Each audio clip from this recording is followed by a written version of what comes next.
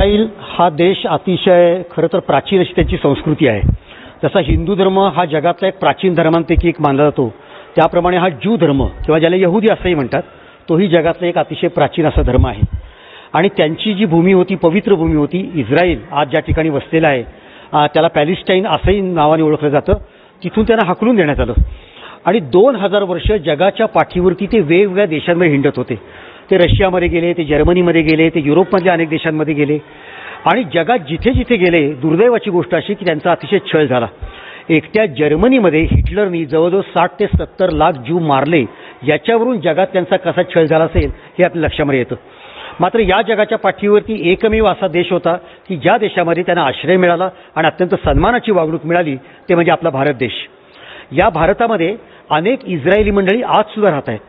त्यांचं वैशिष्ट्य असं की ते ज्या ठिकाणी गेले तिथे मिसळून गेले आणि या लोकांना म्हणलं जातं बेने इस्राईल.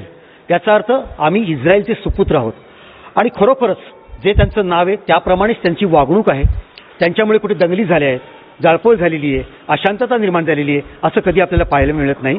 आणि अत्यंत जसं दुधामध्ये साखर टाकावी आणि त्याच्यामध्ये ते मिसळून जावे अशा प्रकारे ते या ठिकाणी मिसळून गेलेले आहेत. आपल्या पुण्यामध्ये रास्तापेठेमध्ये त्यांचं सिनेगॉग आहे. त्या ठिकाणी अनेक वर्षानुवर्ष ते प्रार्थना मंदिरात एकत्र येत आहेत. त्याचप्रमाणे जर का तुम्ही कधी कोकणामध्ये गेलात तर कोकण किनारपट्टीवरती, म्हणजे अगदी महाराष्ट्राची कोकण किनारपट्टी असेल किंवा खाली दक्षिण भारतामध्ये आपण कर्नाटकामध्ये गेलो, केरळमध्ये गेलो, या सगळ्या किनारपट्टीवरती मोठ्या प्रमाणात ज्यू समाजातले नागरिक राहतात.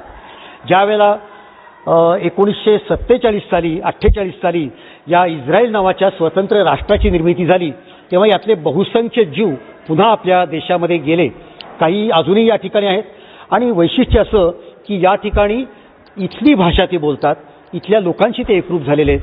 म्हणजे एक गमतीदार आठवण सांगतो की किर्लोस्कर मासिक हे ज्यांनी निर्माण केलं, ते काही वर्षानंतर तिथल्या एका युद्धाची माहिती घेण्यासाठी इस्रायलला गेले होते आणि त्यांना बघितल्यानंतर तिथली इस्रायलचे लोक, ज्यू लोक हे मराठी भाषेमध्ये बोलायला लागले आणि बरेच दिवसात आम्ही किर्लोस्करचा अंक वाचला नाही असं त्यांना मराठीमध्ये जेव्हा बोलले तर किर्लोस्कर मासिकाचे संपादक हे आश्चर्याने चकित झाले. तर अशा प्रकारे देशामध्ये राहताना त्या देशाची जी काही मूळ परंपरा असेल, तिथे जे राज्यकर्ते असतील, तिथली जी संस्कृती असेल, त्याला कुठल्याही प्रकारे धक्का लावायचा नाही आणि त्याच्यामध्ये मिसळून जायचं, हे त्यांचं वैशिष्ट्य आहे. जगामध्ये 2 प्राचीन धर्म सांगितले जातात, एक यहुदी आणि तसाच पारशीसुद्धा एक धर्म होता. पारशी लोकांचा देश होता पर्शिया. तिथून सुद्धा आक्रमकांनी त्यांना हाकलून दिलं. आज भारतामध्ये मोठ्या प्रमाणात पर्शियन राहत आहेत आणि त्या पर्शियन लोकांचा जो मूळ देश पर्शिया होता त्याचा आता इराण बनलेला आहे. आणि त्यामुळे जगामध्ये पारशी फक्त मुठभर राहिलेले आहेत आणि काही काळाने हा धर्मच लयाला जाईल की काय अशी अवस्था झालेली आहे. मात्र या बाबतीमध्ये, या पार्श्वभूमीवर जर आपण इस्रायल नागरिकांच्याकडे बघितलं तर त्यांनी 2000 वर्ष स्वतःची हक्काची भूमी नसताना सुद्धा त्यांनी पुन्हा ती भूमी मिळवली. त्यांनी त्यासाठी प्रयत्न केले. त्यांनी त्या ठिकाणी आपल्या संपूर्ण परंपरांमध्ये अशा प्रकारचे विधी निर्माण केले की तिथली तरुण मुलं दरवर्षी एकमेकांना म्हणायचे आपण पुढच्या वर्षी इस्रायलमध्ये भेटू. आणि असं 2000 वर्षाची त्यांनी परंपरा निर्माण केली आणि प्रत्यक्ष त्यांनी साधारणपणे 1947-48 मध्ये इस्रायल हे राष्ट्र निर्माण करून दाखवलं. तेव्हा पर्शियातले हे जे लोक आहेत, पारशी लोक आणि हे यहुदी लोक, या दोघांमधला स्वभाव आपल्याला पाहायला मिळतो की पर्शियन लोकांनी आपली भूमी गमावली आणि आज ते देशोधडी लागलेले आहेत. पण ज्यू लोकांनी मात्र हट्टानी एक प्रकारे पूर्णपणे चिवटपणे आपल्या संपूर्ण सामर्थ्याचा, बुद्धीचा आणि पैशाचा वापर करून आपली भूमी त्यांनी परत आणली आणि त्यामुळे त्यांना इस्रायल नावाचं राष्ट्र मिळालं. त्यांनी जेव्हा स्वतःचं राष्ट्र निर्माण झाल्यानंतर आपला 2000 वर्षाचा इतिहास लिहिला, त्याच्यामध्ये त्यांनी असं लिहिलं की जगाच्या पाठीवर आम्ही जिथे जिथे गेलो तिथे आमचा छळ झाला, पण भारत हा एकमेव देश असा होता की ज्या ठिकाणी आम्हाला अत्यंत आदराची आणि सन्मानाची वागणूक मिळाली. आजही भारतामध्ये मोठ्या प्रमाणात ज्यू राहत आहेत आणि त्यांचा सुद्धा इतिहास आपल्याला बघितला तर हजारो वर्ष या ठिकाणी राहत असताना इथल्या परंपरेशी ती एकरूप झालेले आहेत.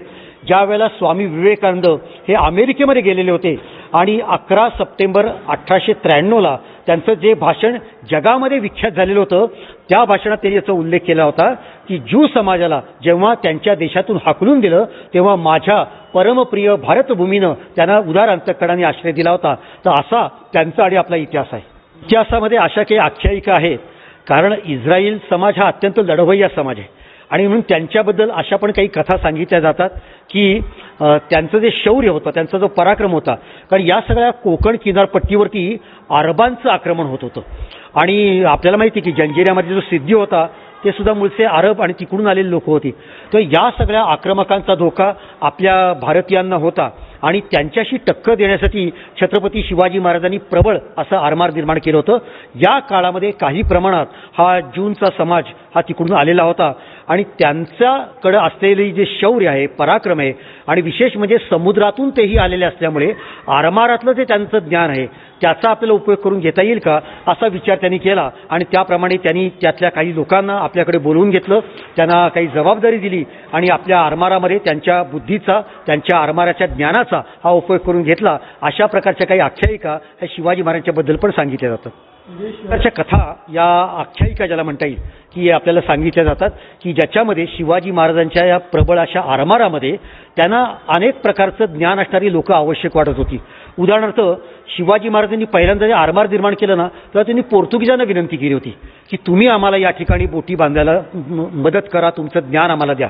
आणि त्यावेळेला पोर्तुगीज लोक आलेली होते, त्यांनी मदतही केली. पण जेव्हा पोर्तुगीजांना लक्षात आलं की शिवाजी महाराजांना आरमार निर्माण करून देणं हे एक प्रकारे आपण आपल्या पायावरती कुऱ्हाड मारून घेण्यासारखं आहे आणि म्हणून ते रातोरात सगळे पळून गेले.